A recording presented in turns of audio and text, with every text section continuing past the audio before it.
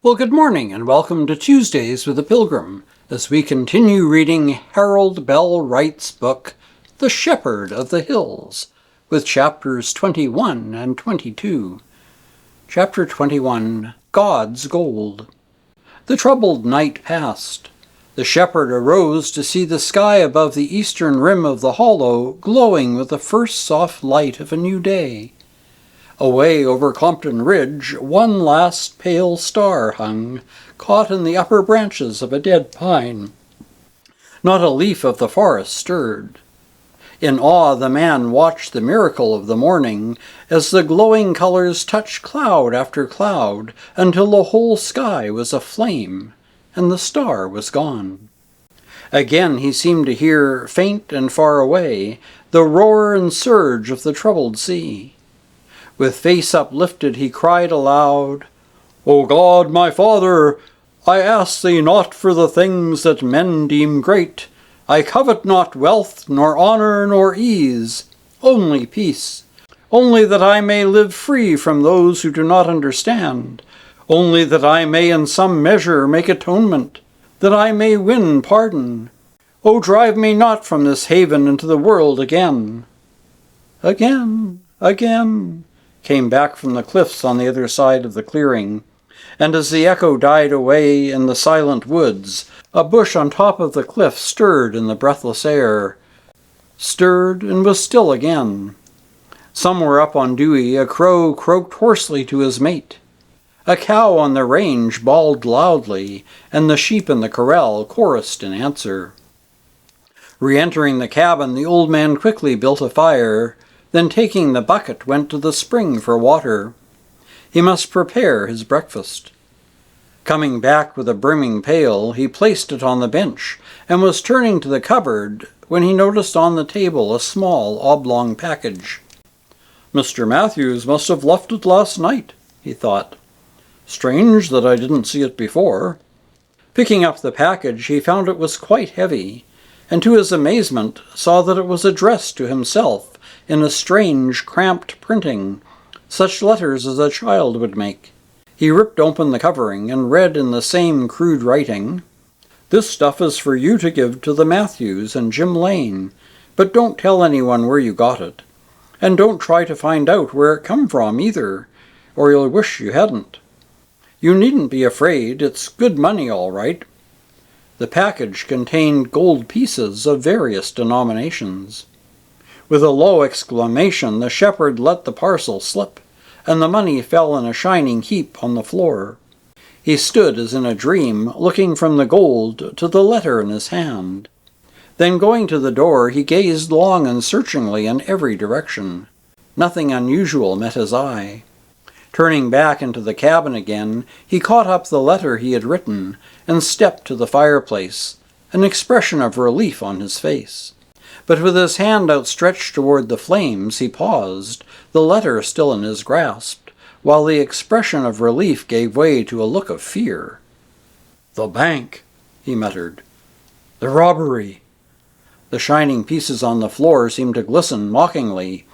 "No, no, no," said the man. "Better the other way, and yet—" He read the letter again. "It's good money all right, you needn't be afraid." In his quandary he heard a step without, and looking up saw Pete in the open door. The boy's sensitive face was aglow as he said, "Pete's glad this morning. Pete saw the sky. Did you see the sky, Dad?" Mr. Howitt nodded, then moved by a sudden impulse pointed to the money and said, "Does Pete see this? It's gold, all gold." The boy drew near with curious eyes. "Dad don't know where it came from," continued the shepherd. "Does Pete know?" The youth gave a low laugh of delight. "Course Pete knows.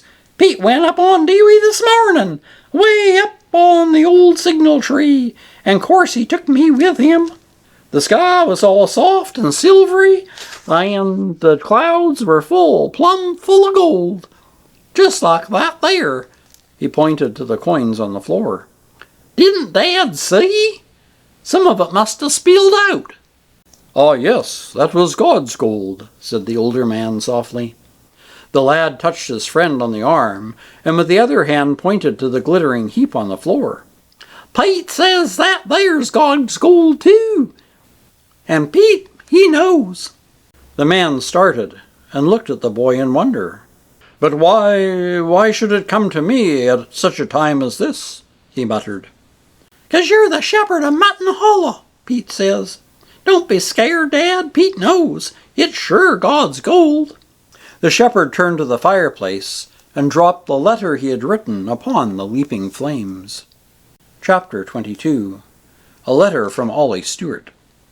The post office at the Forks occupied a commanding position in the northeast corner of Uncle Ike's cabin, covering an area not less than 4 square feet.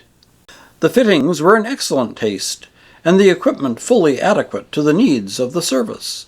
An old table on legs somewhat rickety, upon the table a rude box set on end and divided roughly into 8 pigeonholes, duly numbered. In the table a drawer, filled a little with stamps and stationery, filled mostly with scraps of leaf tobacco and an odd company of veteran cob pipes, now on the retired list or home on furlough. Before the table a little old chair, wrought in some fearful and wonderful fashion from hickory sticks, from which the bark had not been removed. With every change of the weather, this chair, through some unknown but powerful influence, changed its shape, thus becoming in its own way a sort of government weather bureau. And if in all this, land of the free and home of the brave, there be a single throne, it must be this same curiously changeable chair.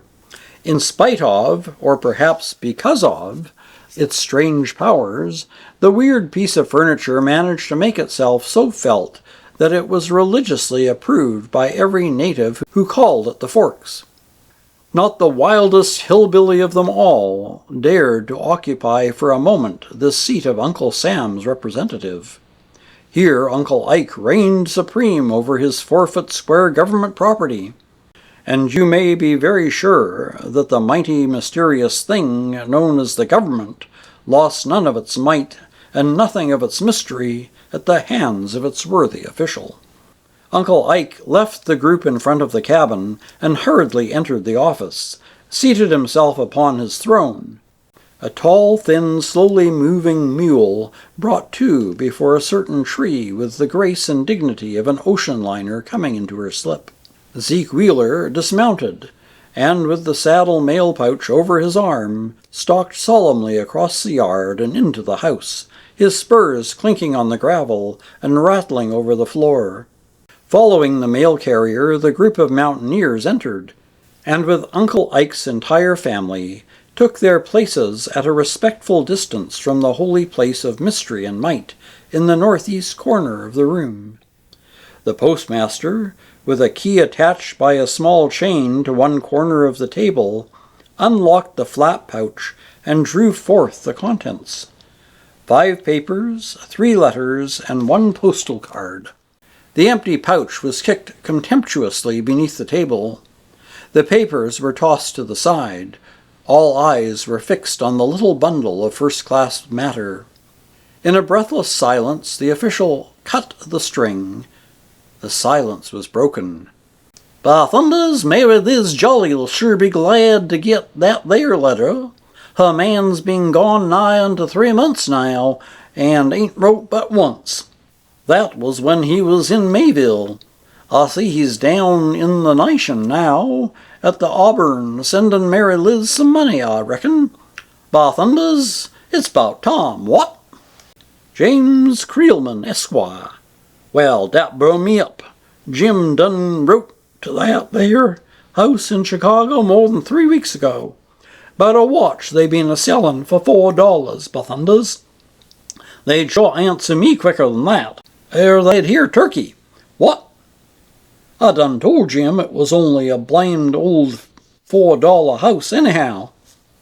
At this, many nods and glances were exchanged by the group in silent admiration of the government, and one mountaineer, bold even to recklessness, to remark, "Jim must have a heap of money to be a-buying a $4 watches. Must sold that gray mule of his'n. He'd fetch about that much, I reckon. But you don't bout it, but boys, well, let me tell you, Jim, he works, he does. He be the workingest man in this here country, by thunders. What, Jim, he don't sit round like you fellas down on the creek and wait for papaws to get ripe so that he can get a square meal, by thunders. The bold mountaineer wilted. Uncle Ike proceeded with the business of his office. Yes, Sally Rhodes done writ her ma a card from the Corners. Sally's been a-visitin' her pa's folks. Says she'll be home to the hack next mail, and wants a ma to meet her here. You can take the hack next time, Zeke. And by thunders, here's another letter from that damned Ollie Stewart. Sammy ain't been over yet after the last one he wrote, by thunders. But if it weren't for them blame government inspectors, I'd sure put a spoke in his wheel. What? I've everlastingly severed the connections between that gentleman and these here Ozarks. Dad burn me if I wouldn't.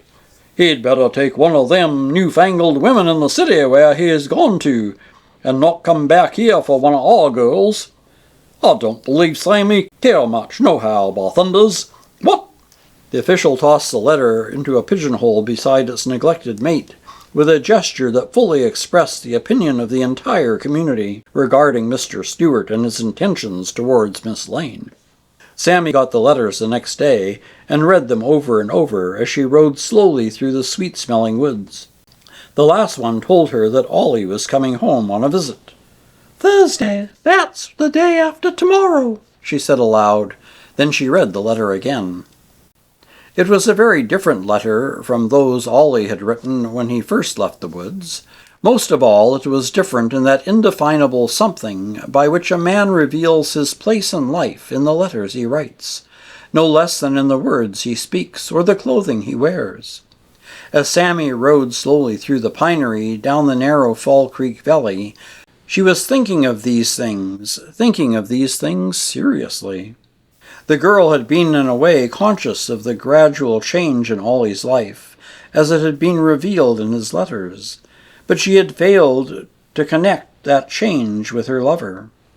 The world into which young Stewart had gone, and by which he was being formed, was so foreign to the only world known to Sammy, that while she realized in a dim way that he was undergoing a transformation, she still saw him in her mind as the backwoods boy.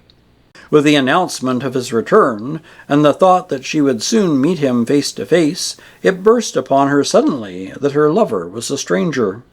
The man who wrote this letter was not the man whom she had promised to marry. Who was he? Passing the mill and the blacksmith shop, the brown pony, with his absorbed rider, began to climb the steep road to the Matthews place. Halfway up the hill, the little horse, stepping on a loose stone, stumbled, catching himself quickly. As a flash of lightning on the black night reveals a well-known landmark and familiar objects, this incident brought back to Sammy the evening when, with Ollie and young Matt, she had climbed the same way, when her horse had stumbled and her face had come close to the big fellow whose hand was on the pony's neck. The whole scene came back before her with a vividness that was startling. Every word, every look, every gesture of the two young men, her own thoughts and words, the objects along the road, the very motion of her horse.